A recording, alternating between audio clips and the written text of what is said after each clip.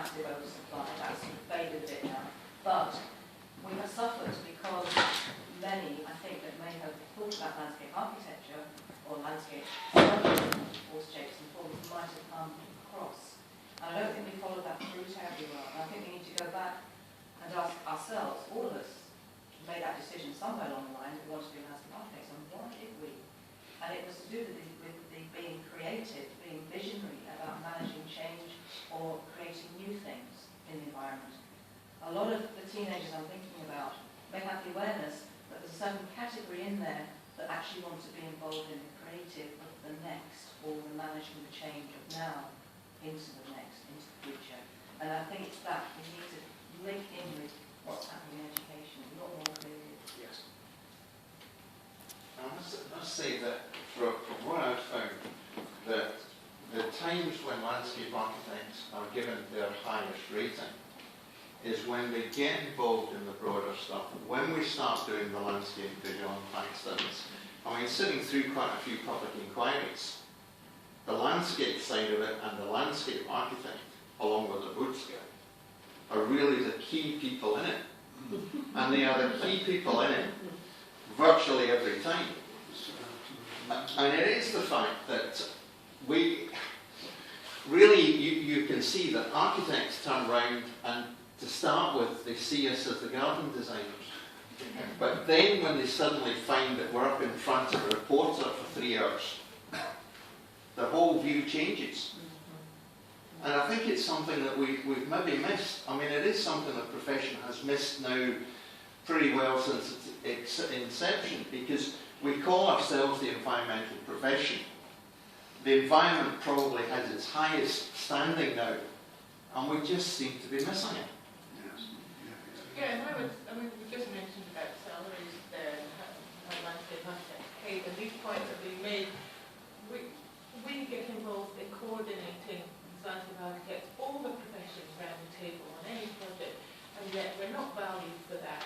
Our fees don't reflect that. We spend a lot of time coordinating with others, and you said, that people get into it because they have the aspiration to make a change, and that seems to be sufficient, but that's not going to drive new students. I mean, you can't pay your membership because your mortgage on an aspiration. Why is the landscape profession so undervalued in terms of fees?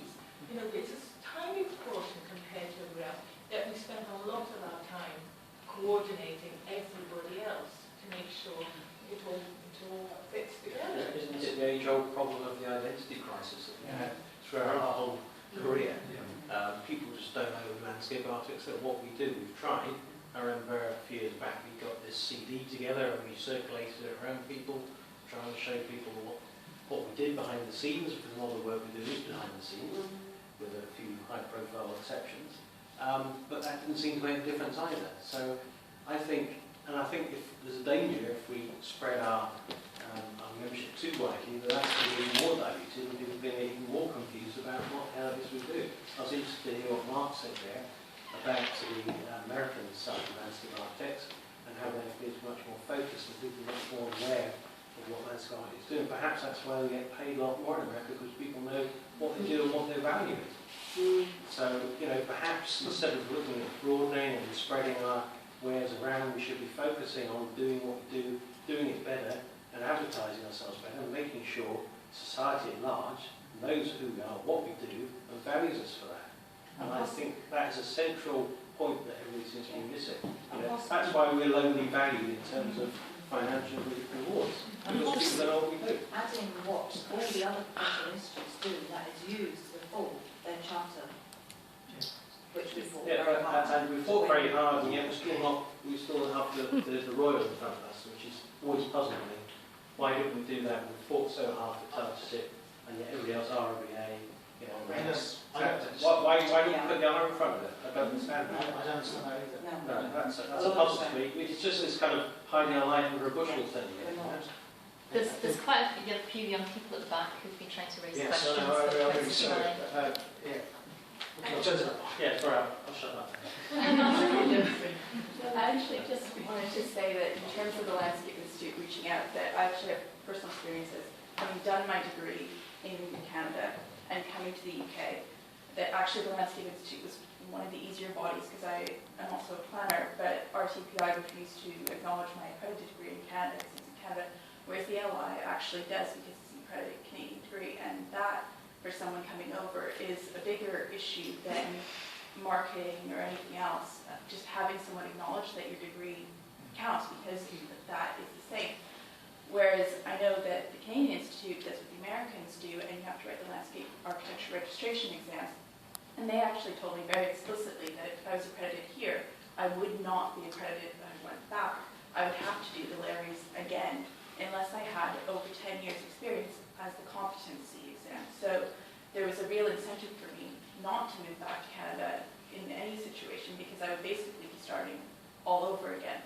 So I think as someone entering membership from a broader background, it's more about making that pathway possible rather than advertising it or reaching out, because if you want to join the institute, you're going to. Yes. So Yeah. Because it's actually, something you're to just say doing the what job, is so I'm saying. You actually made it easy for me to do.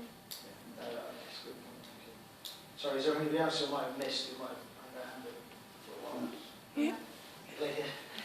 I was wondering if a way of broadening the membership could be maybe ensuring the quality of the university course and actually teaching what the market requires at the time. For example, my course didn't teach much environmental impact assessment.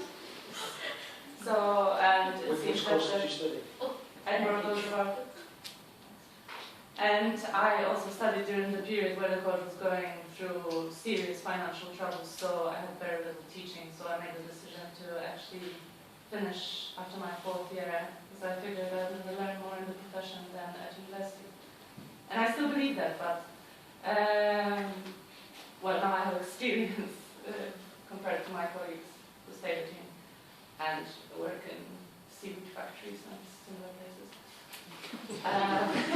I was just wondering why is it so difficult to get on the pathway, because you still have to study to pass the exam to gain the treasurer charter status. So why is there a problem for people who haven't done the accredited course to even get on the pathway if they believe that they are ready, or they have the support of their future mentors believing that they're ready?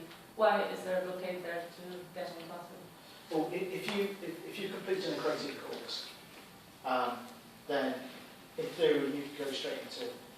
But these days the Edinburgh course isn't accredited after 4 years, it's after 5 years. Yes. Now, if anybody who studies a course that is, I guess, partly accredited in some way, doesn't have the accreditation, but they were on a course that was accredited by us, or even if they're on a course that isn't accredited by us, licentiate membership can be open to them. We have a member panel route, which is a route that should be explored, and the application is assessed, because every professional body has these goalposts that you have to go through. But there's always a small percentage of people that meet the standard, they're just meeting it in a slightly different way.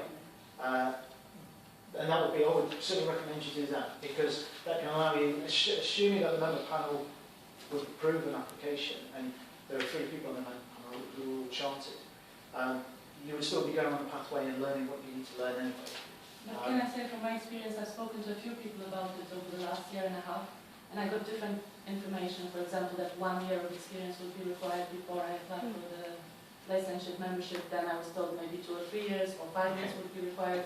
And that's the problem, the fact that it's being delayed when in fact, you know, if I'm not ready to take the exam, then I'm going to fail it, and but if I am ready, then you're blocking my entering the profession. Okay. Well, in terms of, if I understood you correctly, in terms of applying to become a licentiate member, if you've not yet done that, do it and find out. What I've been advised not to do it until I gain a certain amount of work experience. That's what I'm saying, by Landscape Institute education and membership. Okay. How many years experience do you have? A year and a half at the moment, plus internships or another. I mean, you could apply if you wanted to, but I think generally speaking they're looking for more than that. But it's not an exact science. They look at the CV and they look at the background. But that wouldn't prevent you, because once you become a licentiate member, you still need to learn the syllabus. So it just so happens to be that, in fact, we had a candidate who joined the pathway earlier this year and pass the exam, so they went through the pathway in 6 months. But this person had 20 years experience. And I guess this is one of the points, and we probably need to do a better job in promoting the pathway, because very experienced people can go through it quite quickly because they've acquired all the knowledge and skills, or most of the knowledge and skills that that you would need to demonstrate as being a professional. So. The Institute addresses really actively, and here's someone who is committed to becoming a landscape architect. Yeah. On a course of landscape architecture, and hasn't got clear answers to how I can become a member. And this is And that's just coming back to the point. What is the Institute's purpose? It's to serve its members and to promote a profession and master them to. And the whole idea is that you want to broaden the membership. Here's a person who wants to be a member, and there seems to be barriers or inconsistencies put in place to allow that person to become a member. You know, it doesn't seem that the Institute is actually acting in its own best intentions. And I'm not alone, I have several friends who have a couple of years experience in Europe or in UK, who also decided to do 4 years instead of 5 years because of the quality of the teaching at the time. That course, and we seem to have the same problem, that the Landscape Institute is discouraging us from applying to the pathway yet. Okay, well, I mean, I apologise if there's an implication that we've been discouraged, but maybe you're not. I think any advice that you might be given is really, in the sense that, you know, there's an assessment that perhaps we think you need another 12 months before you apply. If you want to apply now, go for it. But what happens with the member panel is, obviously it gets assessed, and then you would get a kind of proper feedback, and it would say, we think you need, well, they might say, yeah, great, you know, you can become an essential member, or they might say no for these reasons, and some recommendations. That's really what it's that question. You have the same difficulty here. You have 3 people down in London who are looking at this application. Now, they don't know this lady from Adam. Basically, what you need is a situation where you're right. Basically, what you need is to first of all set out the criteria fairly firmly. And the logic is that the criteria should be, if she wants to apply, she should find, again, say 3 recognised members of the Institute who are prepared to say that she is capable of doing it. And then the committee should have a strong reason for objecting to that. I think, sorry, I'll just interrupt David and say, I think this was raised at a council meeting last year, that why were we not focusing on that large percentage of licentiate members who were not pursuing the P2C process. It was recognised that there was an enormous number of them that were just not progressing. We didn't know why, whether it was just couldn't find a mentor, they were in various jobs, so they weren't getting the consistency of experience. We didn't have the information to back that up, to find out what we could do.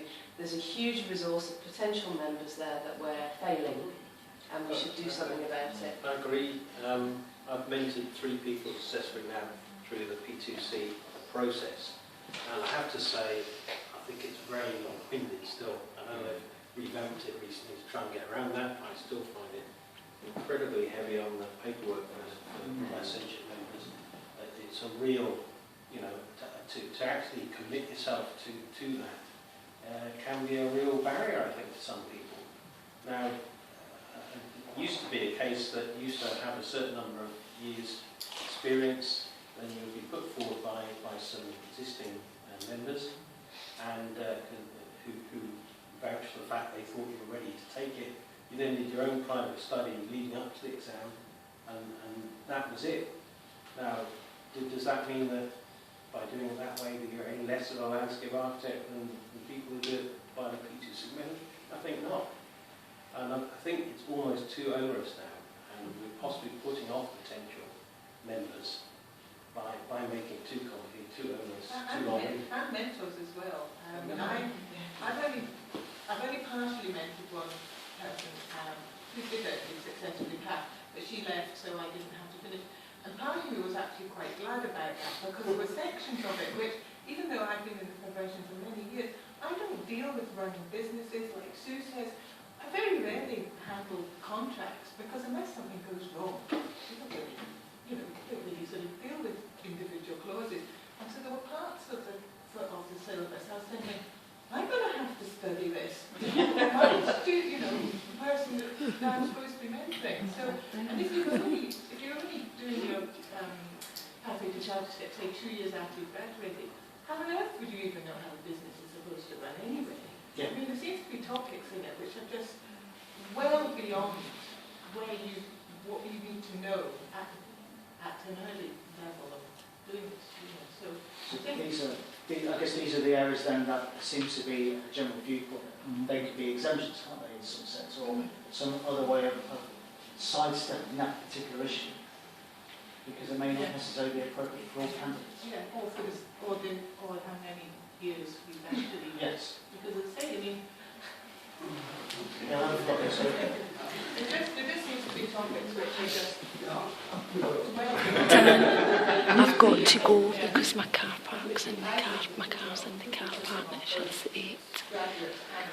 So does someone want to take some notes or record? So, just a couple of points. Back to the licentiate membership, I have a colleague that's just become a licentiate member.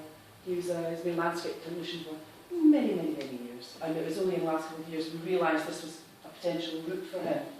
And it was mainly down to the fact that, which comes to my other point, is in terms of we're expanding the membership, there does need to be absolute clarity for employers. And I'm not really even talking about employers within the landscape industry, but I'm talking more about with landscape industry, like local authorities, to know who they're employing. Because even our own job evaluation routine has very set strictures, and at the moment it says, well, the one that I just said was not right, was that it just says it must be a member of the Landscape Institute, which is wrong, because it should be a chartered member or another type of membership, depending on what level of landscape architect they're wanting to employ. And there's, as I say, there's got to be clarity within the membership bands for people who are not landscape architects, who know who they're taking on and what level they need to be taking on with. Yeah. So it's, I've got a lot of experience with that from a planning perspective with job evaluation as well, where in many cases it just removes the need for professional qualification.